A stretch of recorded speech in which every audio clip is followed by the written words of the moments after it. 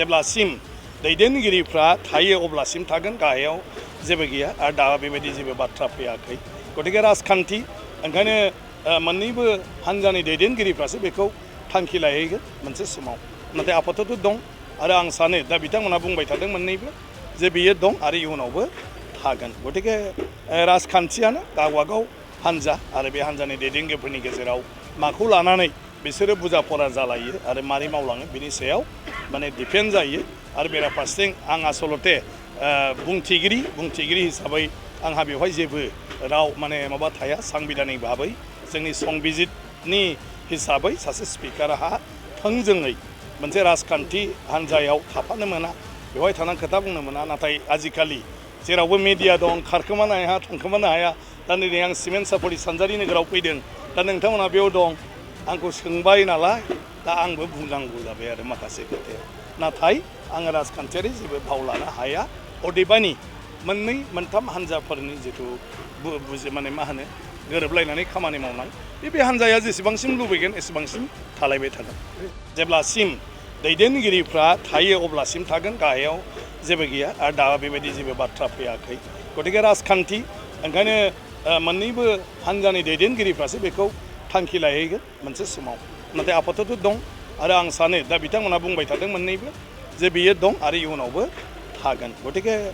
राजखान्थियानो गावबागाव हान्जा आरो बे हान्जानि दैदेनगिरिफोरनि गेजेराव माखौ लानानै बिसोरो बुजा फरा जालायो आरो मारै मावलाङो बिनि सायाव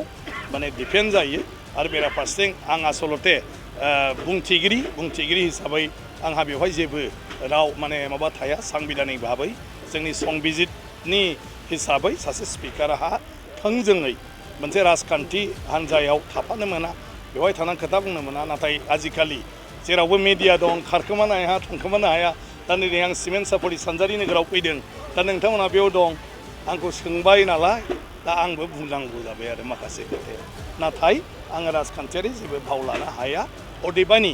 मोननै मोनथाम हान्जाफोरनि जिथु माने मा होनो गोरोबलायनानै खामानि मावनाय बे हान्जाया जेसेबांसिम लुबैगोन एसेबांसिम थालायबाय थागोन जेब्लासिम दैदेनगिरिफ्रा थायो अब्लासिम थागोन गाहायाव जेबो गैया आरो दा बेबायदि जेबो बाथ्रा फैयाखै गतिके राजखान्थि ओंखायनो मोननैबो हान्जानि दैदेनगिरिफ्रासो बेखौ थांखि लाहैगोन मोनसे समाव नाथाय आफादत दं आरो आं सानो दा बिथांमोना बुंबाय थादों मोननैबो जे बियो दं आरो इयुनावबो थागोन गतिके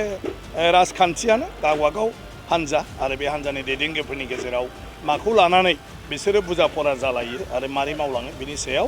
माने डिपेन्ड जायो आरो बेराफारसेथिं आं आसलते बुंथिगिरि हिसाबै आंहा बेवहाय जेबो राव माने माबा थाया सांबिधानिक भाबै जोंनि संबिजितनि हिसाबै सासे स्पिकारा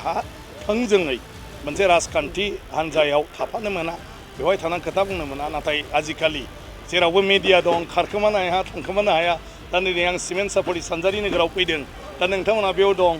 आंखौ सोंबाय नालाय दा आंबो बुंनांगौ जाबाय आरो माखासे खोथाया नाथाय आङो राजखान्थियारि जेबो भाव लानो हाया अदेबानि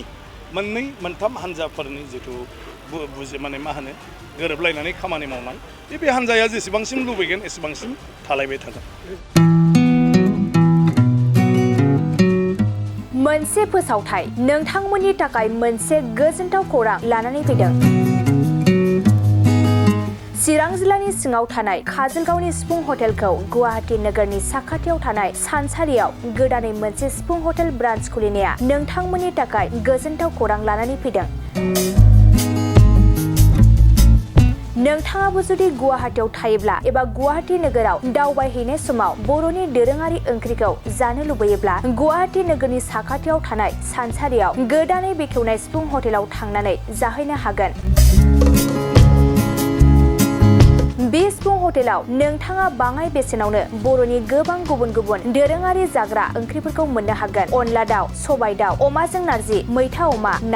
ना बाथोन थारुन ना थारुन अमा आरो गोबां बायदि बायदि बर'नि ओंख्रिखौ बे बर'नि सिफुं हटेलाव मोननाय जायो सोरबाफोर जुदि बे सिफुं हटेलाव बर'नि संनाय खावनायखौ जानो थाखाय सिगांग्रो अर्डार हरनोब्ला नैबे 9864747796 9954772037 जामबुं नम्बराव कल खालामनानै बुकिं खालामहरनो हागोन